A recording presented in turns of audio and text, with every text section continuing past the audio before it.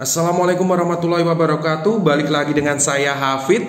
Kali ini saya akan membahas tentang bagaimana cara mengelola keuangan atau mengelola keuangan penghasilan.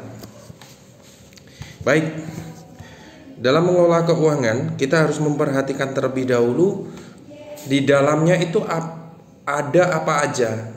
Ada apa saja, yaitu kebutuhan makan atau bahan pokok.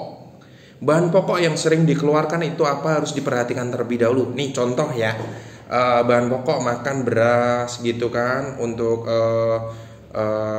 yang lain juga ada gula, itu bahan-bahan pokok lah.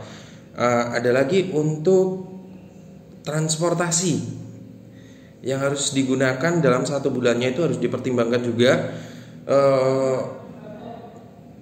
Ada lagi kebutuhan rumah yang kaitannya dengan listrik, air, itu nanti kita bahas.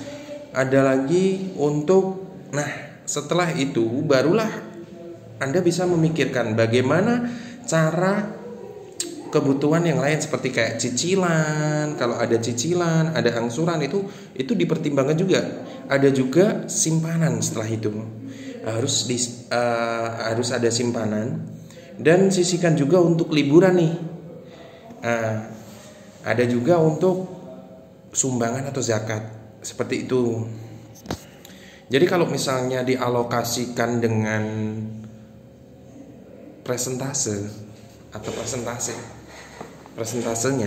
itu, kalau saya bisa menggunakan yang pertama itu menggunakan dengan 50 30, 50%, 30%, 10% dan 10%. 50% itu untuk kebutuhan pokok ya, seperti yang tadi saya sebutkan tadi. Kebutuhan pokok itu apa? Untuk makan, untuk kebutuhan rumah, transportasi yang sering dilakukan dalam satu bulan dan itu selalu dikeluarkan dalam satu bulannya. Trik itu tadi, itu masuknya di kebutuhan pokok nih 50%. Sisihkan uang Anda 50%. Setelah itu jangan lupa kalau Anda ada cicilan atau angsuran, itu harus dipertimbangkan juga. Jadi yang 30% ini digunakan untuk cicilan atau angsuran agar biar lunas nih nantinya ke depan. Dan kepemilikan barang yang Anda cicil ini setidaknya jadi aset nanti gitu. Setelah itu jangan lupa adanya tabungan. Jadi simpanan itu 10%. Karena memang kalau ada cicilan ya yang 10%, karena tadi 50 untuk kebutuhan pokok, 30-nya untuk cicilan, 10%-nya setidaknya ada simpanan.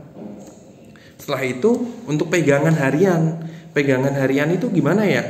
Yang 10% harian itu untuk pengeluaran yang tidak terduga, seperti itu tadi, adanya zakat, adanya sumbangan, entah itu pengeluaran yang tidak terduga itu. Tapi Anda juga bisa menggunakan cara yang kedua nih. Cara yang kedua yaitu 40 30 20 10. Jadi kalau untuk yang 40 30 20 10 ini gimana? Nah, kalau yang 40% itu untuk biaya hidup atau kebutuhan pokok tadi, makan, transportasi, pulsa, listrik. Itu masuknya di 40%. Sedangkan kalau untuk penyelesaian hutang itu yang 30%. Jangan lupa ya, kalau misalnya ada hutang 30% masuk untuk cicilan atau angsuran. Tapi kalau misalnya tidak ada hutang atau cicilan, ya 30%-nya ini bisa dialokasikan untuk liburan, satu. Yang kedua untuk simpanan lebih diperbesar, atau untuk pembelian aset, mencicil untuk menyimpan sendiri untuk pembelian aset, itu bisa. Nah, kalau yang 20% itu untuk simpanan. Simpanan itu apa? Simpanan itu karena nanti kedepannya untuk jangka panjangnya itu bisa menjadi biaya untuk pendidikan anak, terus biaya untuk kebutuhan yang mungkin pada saat itu saya belum bisa beli, nanti saya menyimpannya ke depan itu bisa membelinya gitu. Terus yang 10% ini untuk apa? Ini 10% bisa digunakan yang tadi untuk zakat, sumbangan, atau bersedekah, karena itu penting. Dari penghasilan Anda misalnya 10% untuk itu penting. Lalu bagaimana sih untuk membedakan yang namanya kebutuhan, yang benar-benar kebutuhan dan keinginan? Karena orang nih kadang bingung, kebutuhan saya itu sekian loh setiap bulan, tapi kenyataannya sebenarnya nggak sebegitu banyaknya, karena di dalam kebutuhan ini terdapat keinginan-keinginan yang tidak harus dibeli kan gitu. Jadi nih contoh ya. Jadi kalau misalnya Anda mau kebutuhan pokok itu yang rutin, jadi yang setiap bulannya itu ada pengeluarannya. Nah, jadi kalau yang kebutuhan yang bisa diminimalisir adalah keinginan. Kadang Anda kalah nih, kebutuhan dengan keinginan tuh kalah, gitu kan? Balik lagi ke untuk kalau bisa untuk mengelola keuangan itu harus ada penghasilan tambahan. Penghasilan tambahan itu tidak harus rutin setiap bulannya, tapi ada. Rutin setiap bulan tuh dalam bentuk gini, misalnya Anda punya penghasilan tambahan, bulan ini nih dapat tambahan katakanlah 500.000, bulan besok 1 juta. Nah itu kan nggak rutin.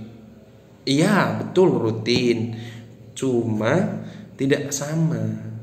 Yang artinya rutin itu sama, setiap bulan tuh sama, pengeluarannya sama. Dan jangan lupa prioritaskan untuk pendidikan anak ya. Kadang Anda lupa untuk memprioritaskan untuk pendidikan anak dan keluarga, memikirkan keluarga, karena terbawa dengan keinginan itu tadi, yang harusnya sederhana terlebih dahulu tapi bermewah-mewahan, terus mau jalan-jalan kemana, kan itu jadinya menjadi beban tersendiri tuh. Jadi mungkin gitu dulu, karena waktu yang saya sampaikan ini cukup mungkin agak singkat ya, tapi nanti ke depan saya akan mengkumpas semuanya ya. Baik, gitu dulu. Terima kasih. Assalamualaikum warahmatullahi wabarakatuh.